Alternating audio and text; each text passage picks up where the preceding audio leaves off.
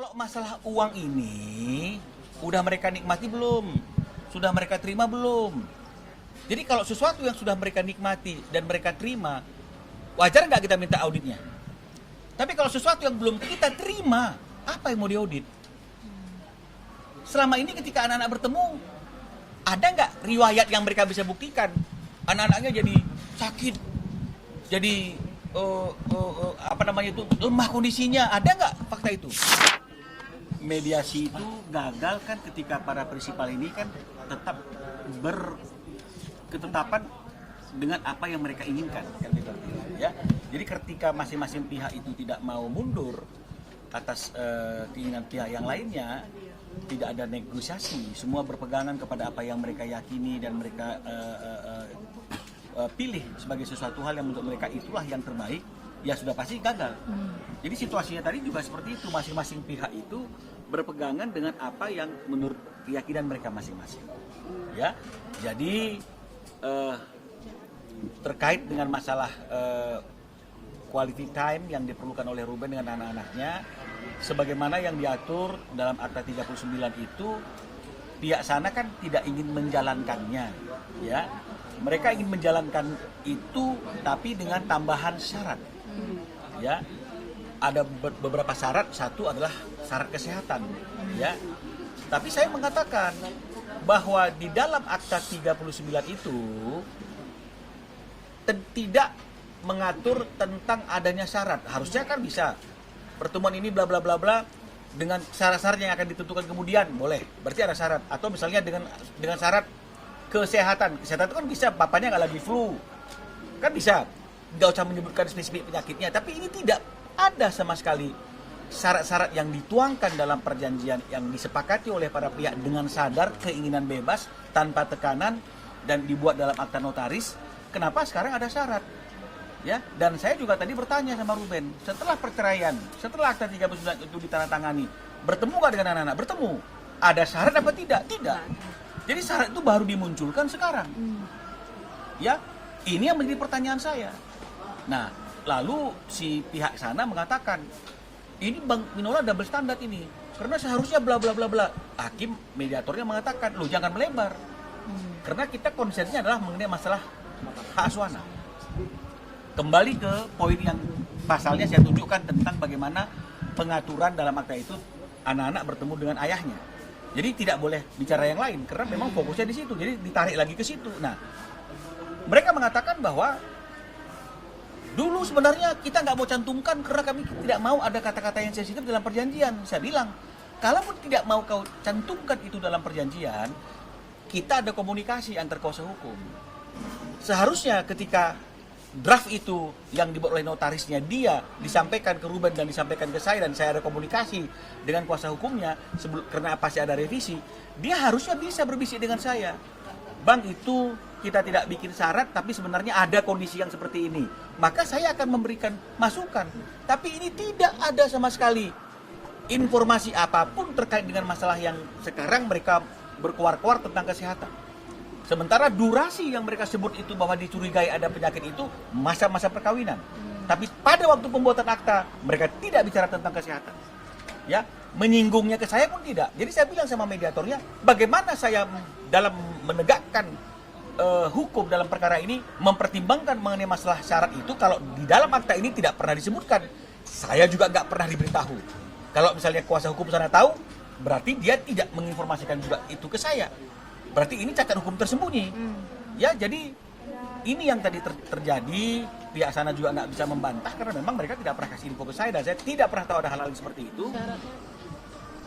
Syaratnya tadi kan sudah dikasih tahu masalah kesehatan. Jadi tolong jangan diulang lagi pertanyaan yang sudah tanyakan. Sebenarnya Wenda itu memperbolehkan ayahnya untuk bertemu dengan anak-anak, tapi ada aturan kesehatan tadi itu yang tidak memperbolehkan. Ya dasarnya apa nggak memperbolehkan?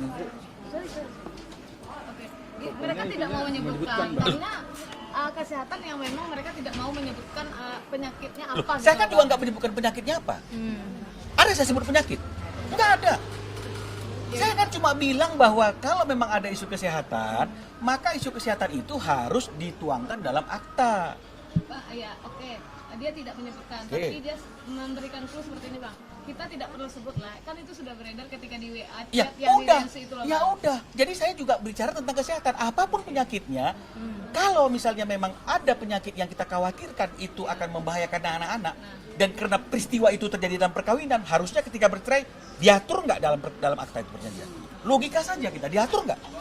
Diatur. Kalau memang dia begitu cemas dan khawatirnya, ada kata-kata 2-3 hari berkumpul dengan ayahnya dan dia cemasnya seperti hari ini, dia minta nggak ada syarat itu dalam perjanjian, harusnya diminta.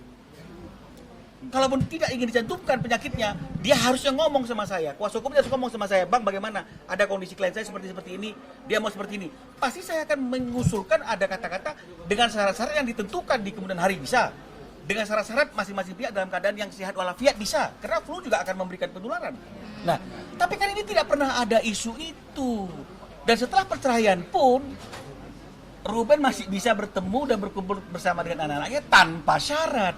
Baru sekarang ada syarat itu. Ya jelas. Apakah ini dibikin-bikin untuk agar mengulur-ngulur anak-anak tidak bertemu dengan bapak? Saya tidak tahu apa pertimbangannya, tapi yang saya tahu adalah apa yang tertuang dalam aturan. Ya. Kalau memang yang tertuang dalam Akta 39 itu adalah seperti itu, maka marilah kita mentaati hal-hal yang seperti itu. Kecuali masing-masing pihak sepakat untuk merubah. Masalahnya kan Ruben tidak sepakat untuk membuat perubahan itu dengan dicantumkan syarat. Masa ayah mau bertemu anaknya itu adalah pakai syarat? Kan itu pertanyaannya. Nah, jadi oleh karena masing-masing pihak bertahan dengan keyakinan mereka masing-masing, maka tentu tidak bisa didamaikan. Mediasi ini harus dinyatakan gagal. Berarti ada mengacu untuk peradilan ya bang? Oh iya, karena begitu mediasi ini gagal, maka sidang berikutnya adalah sidang di perkara pokok dengan majelis hakim yang sudah ditunjuk untuk menangani perkara ini. Sekarang tanggal berapa bang? Dipanggil nanti dalam panggilan sidang, karena kan mediator harus membuat laporan kepada hakim perkara majelis hakim di perkara pokoknya, kemudian disesuaikan jadwal waktunya sidang waktu hakimnya, baru akan ada panggilan. Bang, perihal audit kan mereka siap mengatakan untuk audit, tapi mereka juga minta audit untuk kesehatan, bang. Sekarang seperti ini misalnya itu, ketemu anak aja belum, betul tidak? Jadi jangan dicampur aduk, gitu. Kalau masalah uang ini, udah mereka nikmati belum? Sudah mereka terima belum? Jadi kalau sesuatu yang sudah mereka nikmati dan mereka terima, wajar nggak kita minta auditnya? Tapi kalau sesuatu yang belum kita terima, apa yang mau diaudit? Selama ini ketika anak-anak bertemu, ada nggak riwayat yang mereka bisa buktikan? Anak-anaknya jadi sakit, jadi lemah kondisinya, ada nggak fakta itu? Nah, artinya kan kenapa tidak dilaksanakan dulu apa yang diatur dalam Akta 39, mempertemukan anak-anak ini dengan ayahnya, dan kemudian setelah itu kalau memang ada hal-hal yang dikhawatirkan, kemudian diminta dengan santun, lebih bijaksana, Ruben mungkin akan lebih terima. Jadi jangan dibilang, oh siap, tapi kami akan siap. Apa dia pikir kita takut nih untuk artinya itu menunjukkan hasil kesehatannya Ruben? Enggak takut, kita sudah buka ke publik. Apapun komentar publik, Ruben berani loh menunjukkan, ini hasil tes saya. Jadi nggak ada yang kita khawatirkan. Tapi kan nggak wajar kalau misalnya ketemu aja belum, dia sudah minta audit kesehatan. Sementara ini sudah bertahun-tahun dia nikmati. Ya wajar dong. Ketika dia melakukan audit atas pemakaian uang itu, ya nggak apa-apa. Kalau Ruben mau ketemu sama anaknya dan dia setuju ada syarat misalnya, ya dia penuhi. Tapi kalau nggak dia penuhi, biarkan nanti majelis hakim yang memutuskan. Tapi yang paling tidak, harus bisa dibedakan permintaan sesuatu yang belum pernah diterima oleh Ruben, haknya, dengan ini sudah dinikmati bertahun-tahun. Mana yang lebih logis? Audit terhadap penggunaan uang yang sudah bertahun-tahun dengan nilai yang fantastis, atau audit pemeriksaan kesehatan yang sementara kita nggak pernah ketemu sama anak itu? Mana yang lebih fair? Mana yang lebih harus dikedepankan?